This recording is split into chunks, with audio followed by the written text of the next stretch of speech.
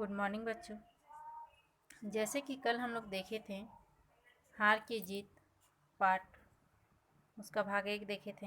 आज हम लोग भाग 2 पढ़ेंगे, यानी पार्ट जितना तक पढ़ चुके हैं उससे आगे पढ़ेंगे।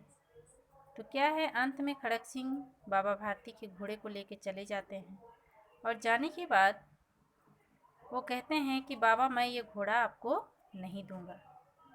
तो बाबा भारती कहते हैं ठीक है, तुम ये घोड़ा मुझे मत देना, और कहते हैं ज़रा ठहर जाओ। और ठहरने के लिए कहते हैं तो वैसे ही खड़क सिंह ठहर जाते हैं। जैसे ही खड़क सिंह ठहरता है वैसे ही बाबा भारती उनके ओर ऐसे देखते हैं जैसे लगता है कि कोई कसाई बकरे की ओर देख रहा है।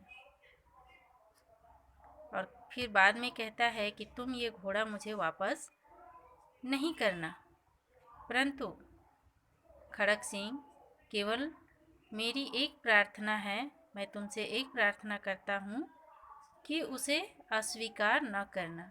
मैं जो कह रहा हूँ उसे तुम अस्वीकार नहीं करना, नहीं तो मेरा दिल टूट जाएगा। तो फिर खड़क सिंह कहता है कि बाबा जी आज्ञा कीजिए, मैं तो आपका दास हूँ, केवल यह है कि मैं ये घोड़ा आपको नहीं दूंगा, लेकिन आप जो कहिएगा वो मैं मानने के लिए तैयार हूँ। अब घोड़े का नाम ना लो, ठीक है। फिर बाबा कहते हैं कि ठीक है, तुम घोड़ा का नाम अब मुझसे मत लो, लेकिन तुमसे इसके विषय में कुछ ना कहूँगा। मेरी प्रार्थना केवल यह है कि जिस तरह से तुम मुझसे घोड़ा छीना है ना, ये घटना के बारे में, इस कहानी के बारे में, इस घटना के बारे में किसी से तुम नहीं कहना। तो खड़क सिंह आश्चर्य रह गया कि ऐसा क्यों, एक तो हम इनसे चोरी किए, लेकिन फिर ये बाबा हैं जो कह रहे हैं कि घोड़ा छीनने की घटना को किसी के बारे में मत कहना। उसका विचार था कि उसे घोड़े को लेकर यहाँ से भागना पड़ेगा, परंतु बाबा भारती ने उससे कहा कि इस घटना को किसी के सामने प्रकट न करना, इससे क्या प्रयोजन सिद्ध हो सकता है। फिर वो सोचने लगा कि आखिर ये क्या हो सकता है, ऐसा क्या घटना, इस घटना के बारे में अगर हम किसी से कहेंगे तो क्या हो सकता है।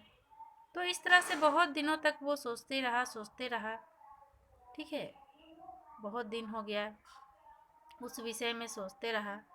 हार कर उसने अपनी आंखें बाबा भारती के मुख पर गड़ा दी और पूछा, बाबा जी इससे आपको क्या डर है, अगर हम इसके बारे में कुछ कहेंगे तो इससे आपको क्या डर है। सुनकर बाबा भारती ने उत्तर दिया, लोगों को अगर इस घटना का पता लगा तो वे किसी दिन दुखिया का पर विश्वास न करेंगे। यह कहते कहते उन्होंने सुल्तान की ओर से इस तरह मुंह मोड़ लिया जैसे उनका उससे कभी कोई संबंध ही नहीं रहा हो, ठीक है। मतलब इस तरह से वो अपना मुंह मोड़ लिए बाबा भारती घोड़ा से, जैसे लग रहा था कि उससे कोई रिश्ता नाता नहीं है, उसका कोई वो घोड़ा है ही नहीं। बाबा भारती फिर चले गए, परंतु उनके शब्द खड़क सिंह के कानों में उसी प्रकार गूंज रहे थे। सोचता था कैसे ऊंचे विचार हैं, कैसे पवित्र भाव है। उन्हें इस घोड़े से प्रेम था, इसे देखकर उनका मुख फूल की नाई खिल जाता था। कहते थे इसके बिना मैं ना रह सकूंगा, है ना। बाबा भारती कहते थे घोड़े को देखकर वो ऐसा लगता था कि जैसे कोई फूल खिल गया है, वैसे उसके बाबा भारती के चेहरे में मतलब उसका चेहरा खिल जाता था घोड़े को देखकर। और वो ये भी कहते थे कि मैं इस घोड़े के बिना नहीं रह सकूंगा, इसकी रखवाली में वहाँ कई रात सोए नहीं, है ना, कई रात तक वह सोए नहीं, भजन भक्ति ना कर रखवाली करते रहे, परंतु आज उनके मुख पर दुख की रेखा तक दिखाई न पड़ती थी। उन्हें केवल यह ख्याल था कि कहीं लोग दिन दुखियों पर विश्वास करना ना छोड़ दे। ऐसे मनुष्य मनुष्य नहीं देवता है। खड़क सिंह कह रहे थे कि ऐसा मनुष्य जो है वो मनुष्य नहीं बल्कि कोई देवता है। रात्रि के अंधकार में एक दिन क्या हुआ कि रात्रि के अंधकार में खड़क सिंह बाबा भारती के मंदिर में पहुंचा। चारों ओर सन्नाटा था, आकाश में तारे टिमटिमा रहे थे। थोड़ी दूर पर गांवों के कुत्ते भौंक रहे थे। मंदिर के अंदर कोई शब्द सुनाई ना देता था। खड़क सिंह सुल्तान की बाग पकड़े हुए हुए था। वह धीरे धीरे अस्तबल के फाटक पर पहुंचा। फाटक खुला पड़ा था क्योंकि उसमें घोड़ा था ही नहीं, तो फाटक बंद क्यों रहता, नहीं दरवाज़ा क्यों बंद रहता। किसी समय वहाँ बाबा भारती स्वयं लाठी लेकर पहरा देते थे। मतलब एक समय था जब बाबा भारती अपने घोड़े के लिए पहरा रात दिन देते थे, परंतु आज उन्हें किसी चोरी किसी डाके का भय न था। खड़क सिंह ने आगे बढ़कर सुल्तान को उसके स्थान पर बांध दिया और बाहर निकलकर सावधानी से फटाका बंद कर दिया। मतलब घोड़े को तो बांध दिया और सावधानी पूर्वक फटाका को बंद कर दिया, दरवाज़ा को बंद कर दिया। इसी समय उसकी आंखों में नेकी के आंसू थे। इस समय ऐसा लग रहा था कि वो किसी अच्छे काम किया है। नेकी मतलब अच्छा काम करना। उसका आंसू उसकी आंखों में दिख रहा था। रात्रि का तीसरा पहर बीत चुका था। चौथा पहर आरंभ होते ही बाबा भारती ने अपनी कुटिया से बाहर निकला, ठंडे जल से स्नान किया। उसके पश्चात इस प्रकार जैसे कोई स्वप्न में चल रहा हो, उनके पांव अस्तबल की ओर बढ़े। मतलब ऐसा लग रहा था कि वो स्वप्न में चल रहे हैं और चलते चलते वो जहाँ घोड़ा बांधते थे, घोड़ा के घर की ओर उनका पांव अपने आप चलने लगा। परंतु फटाका पर पहुंचकर उनको अपनी भूल प्रतीत हुई। साथ ही घोर निराशा ने पाँवों को मन भर भारी बना दिया। वह वहीं रुक गए। मतलब उसे लगा कि जब घोड़ा है ही नहीं तो मैं उधर क्यों जा रहा हूँ, और इस तरह से उनका मन भारी हो गया और वो बीच में ही रुक गए। घोड़े ने अपने स्वामी के पाँवों की चाप को पहचान लिया और जोर से हिनहिनाया।